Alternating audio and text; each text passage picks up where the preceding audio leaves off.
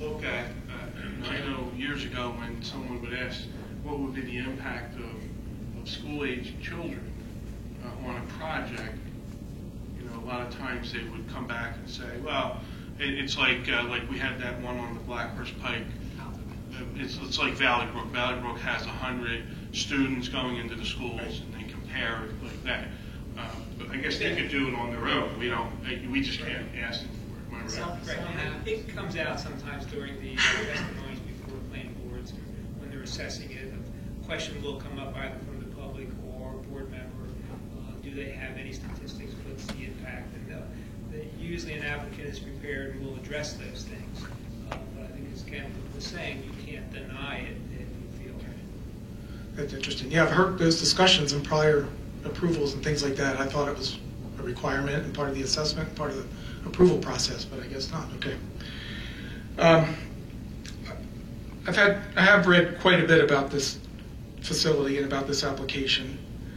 And just from the sound of it, I mean, not on the inside, and I guess the planning board is not going to ask a lot of these questions that I've been contemplating from what I just heard. But it doesn't sound like this. Let me first start with a question. Is this property in a redevelopment zone? No.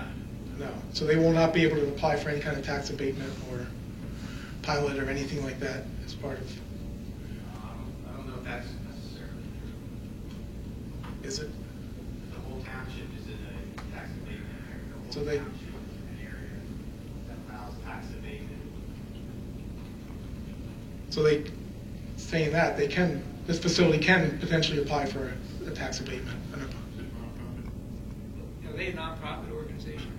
No, they're for-profit. I believe they indicate that they're. Yeah, they are. So they can apply. I want to check. That's why I asked that question. If they were nonprofit. If they are profit, they're profit, everyone knows about it. Okay. Specifically for the board, I can check it myself. Well, let me ask a question related to that. It sounds like this facility is going to provide few jobs for the township. It's not an outlet mall or something like that.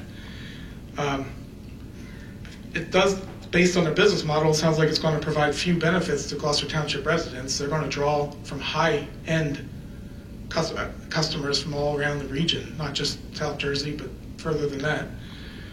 And while I do recognize the need for more rehabilitation beds, again, this doesn't sound like it's going to be one that benefits too many Gloucester Township residents. And in fact, there's a good chance law enforcement services and things like that there's going to be some additional costs associated to the township with this facility here. So I guess the planning board's not going to take into account any of those calculations or factors or anything like that. I disagree, Pete. Those are questions that are asked of the applicant during the process. So the applicant has an opportunity to present their plan to the planning board, and then any of the members of the board have an opportunity to ask this question. Like they're asked questions, they have to adhere to the planning board secretary, the director of planning's letter, and also the board engineer's letter. So there's plenty of opportunity for questions, and also there's a public portion that allows individuals to comment on the project as well. But factors like I just mentioned, like law enforcement costs or job creation, you can't use those to deny an application. No, you will. Right. It complies with planning and right.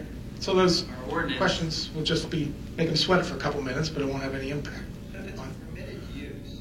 Yeah. Well, I mean, Mr. Lechner indicated before, if it's permitted, it's by right. Yeah, so I'm saying, so we can ask all the questions we want, and we're just going to make them sweat, but we're not going to change it. Well, we're not. But if it's by right, then they know they're coming in. It's a formality. I think it's no different than any other healthcare facility. We have Lakeland that our police take care of at this point. So it's like any other healthcare facility. Virtua in Voorhees doesn't just take Voorhees residents; they take from all over. So I hear you and I understand the question and the concern. Good questions, and I think they should be asked, even though we may not be able to do anything. But I think they're all good questions. Can stipulations be put into approval, just voluntarily accepted stipulations? Can we say, well, I think I've heard that, we can, how about this one then? Because especially if this is what we hear tomorrow from their answers, if there's a good chance it's going to provide few jobs and few benefits to Gloucester Township and potentially higher costs like law enforcement and maybe even some school district costs depending on some residential situations. Can we put a stipulation on that they cannot apply for a tax abatement as part of the, can we? Isn't that sort of like eminent domain?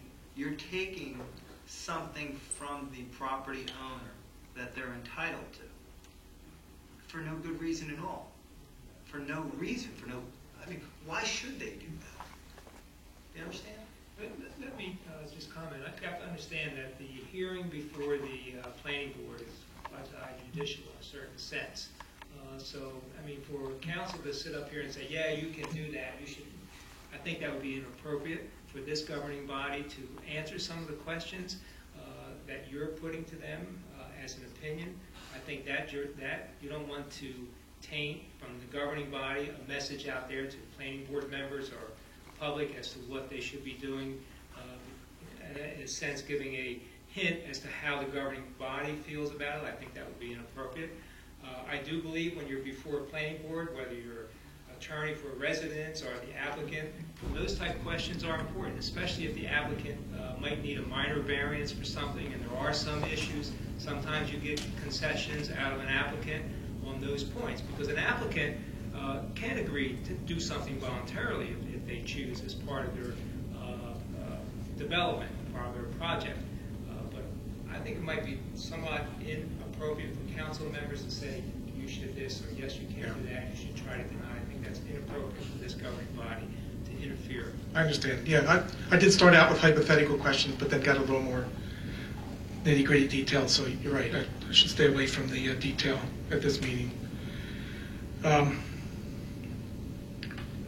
Okay, well, I think there's a lot of questions we'd want to hear answers to at tomorrow's planning board meeting, but what I didn't realize is that most of those answers to those questions don't necessarily going to have an impact on any approval or They anything. might be good questions at that point.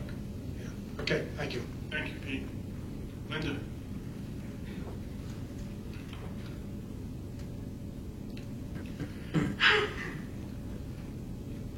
Just a couple things, if I could, please. When you're answering questions, could you all speak into the microphone? It is so difficult to hear, especially when that motor goes on. It is, you can't hear anything, and I have very poor hearing to begin with. So I guess the other thing I wanted to ask was where you have the GT access, is there a way to also have a GT access for the first portion of the meeting where the where you're just speaking to agenda items? Because if someone has a question regarding an agenda item, by the time it gets to the GT access portion of the meeting, it's already done. So is there a way to be able to add that? And We have the agenda set. However, we can definitely have a discussion at the next workshop and discuss if we want to add that part to it. Okay, because I know what I'll do is I'll go online, I'll pull up the agenda, and if I know that I'm going to be running late for an appointment and I want to ask a question, it might have something to do with an agenda item, so it would just be a little bit beneficial if we could do something like that. And then the only other comment I wanted to make was regarding tomorrow night's meeting with the planning board. Is it the planning board that's meeting or zoning tomorrow? Okay, because they already came in front of zoning. So am I understanding correctly that when they came in front of the zoning board, I thought that they were coming in front of the board for an interpretation of the housing element, and I thought that the interpretation by the zoning board was that wasn't an allowed type of use in the zone because of it being industrial. The hospital portion was an allowed use. But with planning or with zoning, the burden of proof is always on the applicant. And they have to be able to prove that it's an inherently beneficial use. And it's inherently beneficial to the township. So I think that a lot of the questions that Pete had, although they may not have been appropriate for this board because you're not the planning board, I think are questions that certainly should come up, certainly should be asked, and the applicant should certainly be able to prove to the residents, because this is going to have a very big impact on this community. It's going to have a very big impact on housing, which is already suffering tremendously in Gloucester Township. Our prices are rock bottom. I mean, it is a mess. We still have a lot of short sales. We have a lot of foreclosures. We're going to have a lot more if we bring something like this into our neighborhoods.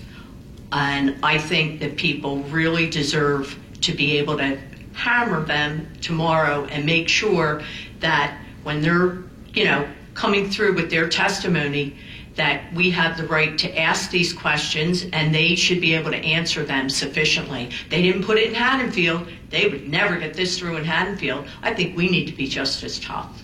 Thank you. Thank you, Linda. Yes, Joanne.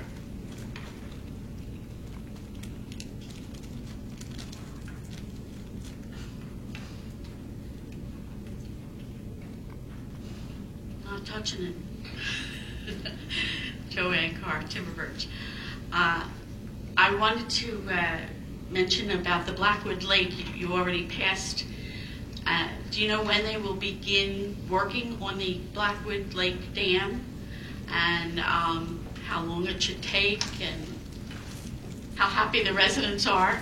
Sure. I don't have a firm schedule for you. The contract, principal contract documents are signed. It's a 60-day contract.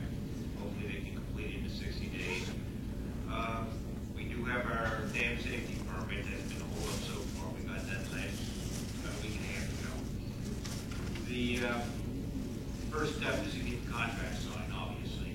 Contract has to sign, it has to apply, get together bonds, provide them, it comes back to the town, they review the contracts and everything's in order, then the town signs it.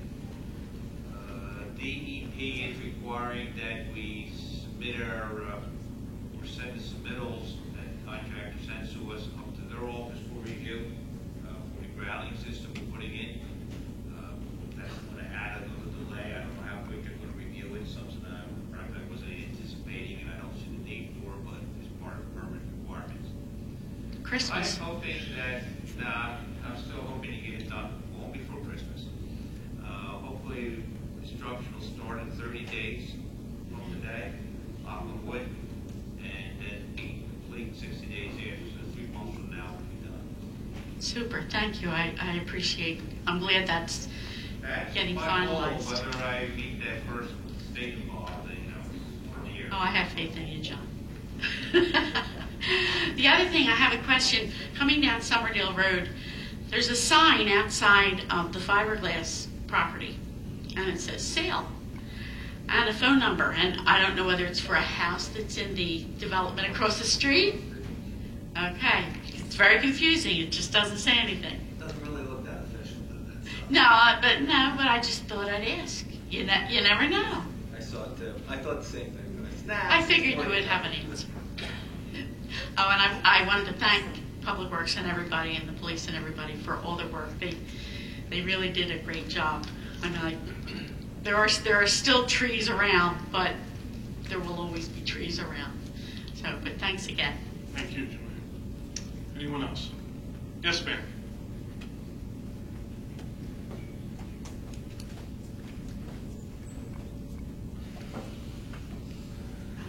Terry Fretz, Blackwood, New Jersey. I just want some clarification on what was said in regard to that rehab center. I understand you're saying that it's a approved site, and you can't deny an approved site to do, I guess, whatever it is that they want to do. I'm a little confused. Why is it it's an approved site in Gloucester Township for hospital, so to speak, use? Bancroft in Haddonfield was also an approved site for hospital. So why is it? Why were they allowed to not not approve things, but in Gloucester Township, you have to approve everything. I don't know. Come before me, by the way, so I'm just parroting what Ken said. Yeah, I don't know. It's an approved use, and so I don't know anything about the Haddonfield situation. But Dave, I guess if it's an approved use, they're allowed to bring it forth. Well, if it's what use they're going to put there, inherently beneficial use, however it's defined in the land use law and your ordinance. If it's a permitted use, then it does not require a use variance. Then, as long as it meets all the other standards of the ordinance, it's hard to deny an applicant if he's complying. And as Mr. Leckner said, if you have 100 points and he does everything you want to do, and it's a permitted use, it's hard to deny. Why it was not in Haddonfield, I don't know the particulars there. You'd have to know how their ordinance reads and what the zone was. A good example would be if it were a different type of zone that would not sustain or is not permitted use, then it would require a use variance. It's a whole different kind of application. But Haddonfield was a hospital, so to speak, because Bancroft took care of people that got insurance for hospital needs, and this was a diocese, like it seems to me that was more of a hospital use that he indicated than ours is, and I'm just wondering why that township has some say in things and my township doesn't have any. You really would have to know how that ordinance reads, in particular for Haddonfield. So, have you checked into it? The planning board has legal counsel that sits on the planning board, so I'm sure if there's a legal reason that should not be here, that will be discussed in that meeting.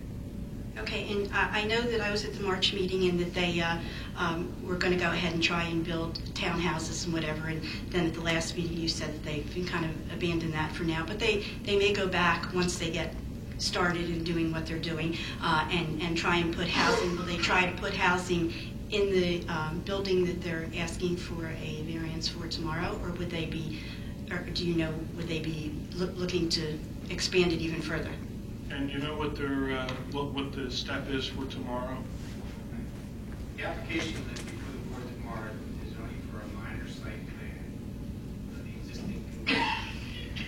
As it was expressed to me by their engineer, to get the building and do demolition work and some minor construction work. They can't do that. The existing building is a retreat center. So, the existing building is a retreat center. So even though the zoning board deemed that the residential substance abuse facility is a permitted use in an institutional zone, because that's the zone of the land, it is a change of use which requires them to go to the planning board for site plan approval. Their application before the board is for a minor site plan. There's approximately 50 parking spaces there presently, and they need one space per 3 beds. So I believe the application is for tomorrow night is for 36 beds. And whether or not that's, I think that's phase 1 as it was expressed to me. Phase 1. So you don't see it as a stepping stone for asking for more and more things? It's just tomorrow night it's just isolated? Phase 1, so when they tell me phase 1, I'm thinking it might be phase 2. Or 3? The only thing before the board, is the minor site. The minor site plan. They want to come back in and do something else. They have to come before. A whole new application for Do they have to come before zoning and planning, or just planning? Just planning board. Just planning. Zoning board heard the interpretation for the use. Approved the residential substance abuse facility means it was similar to a hospital as permitted use in an institutional zone where we do allow hospitals. But they denied the residential component. The applicant had tried, just so the board knows, the applicant tried to, counsel. Applicant wanted approval for the residential apartments as well at the zoning board as an accessory, a sober living community as an accessory use to the residential substance abuse. The zoning board denied that part, and that part they will have to come back to the We'll have to zoning come back. board.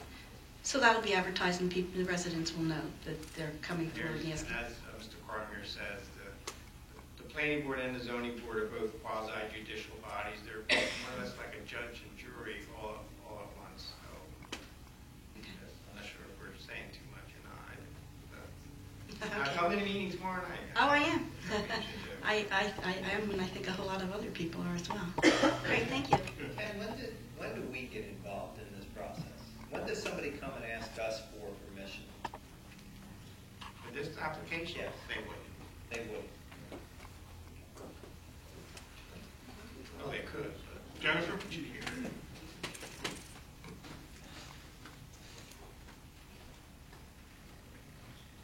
Thanks. I want to revisit something I came here before about, and that is Jarvis Road. From New Brooklyn down towards past Union Valley to, I guess that's Kearsley out there. There is no shoulder to the road because people's grass is growing all the way out to the street. My kid is now 12 and wants out bad. And he has friends that live down in that area, and he really wants to take his bike down there. I mean, we allow him to do that now. He has to cut through some neighborhoods to get there. But I'm only asking for maybe just a shoulder of the road. He's begged the mayor, 20 times for actual bike paths in the township, and that's not going to happen. So if we could just maybe get a little bit of shoulder to the road in that area so the kids can ride their bikes safely, I would appreciate that. He also told me that the crosswalk there, the pedestrian walk sign there, and down Jarvis on Williamstown Road both tell you not to walk constantly. So I think there might be an issue with that. I think they might be broken. My kids will get stuck there for a half an hour going, what? And I also wanted to give the police kudos, but for a much different reason. I had an incident at my house at Easter time, and stuff happens. And I came to the chief one night after here and was just kind of having a conversation with him about that. Not only did he have a lot of really great questions and told me he would follow up, another officer, I guess the community relations guy maybe, followed up with me. I then, 2 weeks later had yet another officer follow up with me and make sure, had a lot of questions and asked a lot of things and just made me feel much better about the situation. So I wanted to give kudos to the police for reaching out when it was really necessary. Awesome, thanks. Thank you. John, can you take a look at the Jarvis Road and give us... It's a county road, so any changes, we just make this completely on the shoulder's responsibility of the county. I'll take a look at it and get in touch with the county. Could you do that and then...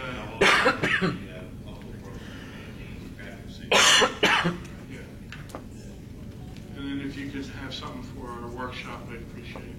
Okay. Can you put that on for the workshop? Tough road to walk that road. Yeah, I know, it definitely is. Anyone else? Yes, sir.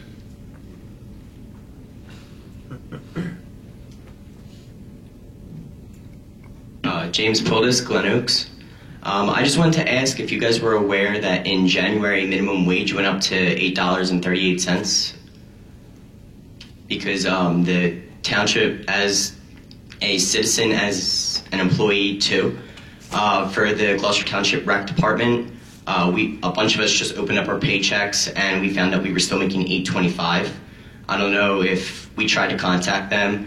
They said that it was within their rights because it's still minimum wage, but everywhere I read, it still said $8.38 for New Jersey. I know my other job gave us raises in January when that went up. So I don't know if you guys know about that. Can you check into that for us? Okay, thank you. Okay. Also with that, I know with most of the summer camps, you don't normally get a raise unless you go up a position, so like from a CIT, counselor, head counselor, all that kind of stuff. Most of the head counselors and that kind of stuff, the last time we've heard that they've received a raise was, latest one I could hear was 2007, but the admission to register for a camp has gone up significantly each year. So a lot of the camps were just curious where that money was going into. So we don't know if that was something you guys could look into, but... Definitely will. All right. I'll ask Chrissy to do that for us. Okay, thank you. I know that the registration for the summer camps, I believe that has been pretty consistent for the parents who enroll their children.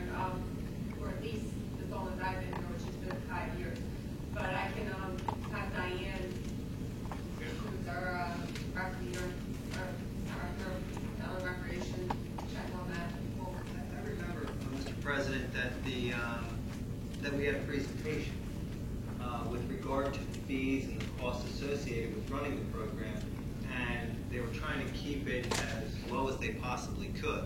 But I think the costs were going up.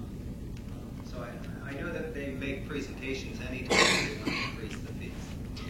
Well, we understood the increase in registration. It was just a matter of we just wanted to understand where it was going, if it wasn't going into raises or even minimum wage for those that should be making minimum wage at that point. Mr. Phillips, I don't think it's a profit center if you're worried about that. Oh, no, nothing like that. We just wanted to make minimum wage, you know? And I think we do have a report from the last time they came before us. Well, I think we'll definitely ask Diane to look into it with Chrissy, and we'll have it at our next workshop, and I invite you back to discuss that with us. Okay, thank you. Thank you. Pete? Oh, I saw your hand going up. Just a couple. Pete Heinbach, Morningstar Court, just a couple quick follow-up. When extra law enforcement resources are needed at a business, for ShopRite I think is an example, the police department charges the business for those additional services. Is that true? Is it? Are they? That's right. Yes. Does the business ask for that, or is they're asking for extra coverage? Am I correct, Chief? Then the chief can provide that and charge them for that. If he what? I think there's a contract that comes out of the police department. Correct. I mean, we have an agreement with them, and it's usually road work. Yeah, just like on the roads, if they need police help, you have a contract with that construction company, and then they pay the bill. ShopRite did have a few examples of crime, a lot of incidences of crime in a short amount of time. So did they proactively ask for the extra services, or was there some kind of communication or discussion or back and forth negotiation, or was it all proactively implemented by ShopRite, by the business? Chief, would you know that? It's generally initiated by ShopRite, and usually around holiday times, it's pretty standing that they hire extra officers. Usually around Thanksgiving, typically those two. Okay, thank you. What I'm getting at is it possible, or is it allowable, if the township sees high crime at a certain area, or certain business, or certain facility, to impose additional costs on that business?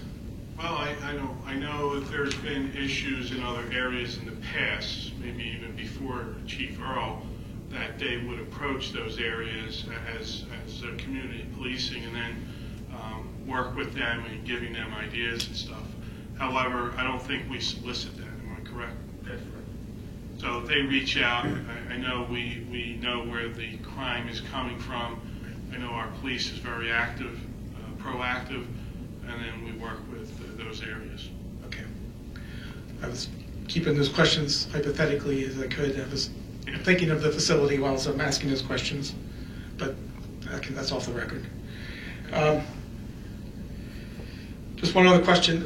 Grenlock School, is that within this new rehabilitation zone we just designated tonight, or discussed tonight? You know that far, Ken? Yes. Grenlock School is part of this new zone we're just designating now. Yes. An overlay zone. The overlay zone. Okay. Rehabilitation. Yep. All right, thank you. Yeah. Anyone else? Seeing no other hands, we'll close the second public portion. Polling of directors and council, please. I have nothing to report. Thank you. Chief Earl?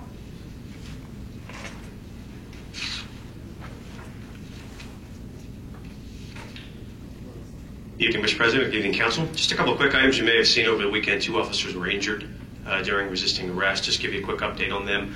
One broken hand, probably requires surgery to his hand. The other sprained ankle on crutches now. We hope that's the extent of that injury. So if anything changes, I would let you know. But just want to give you a little more detail than was initially out in the press release.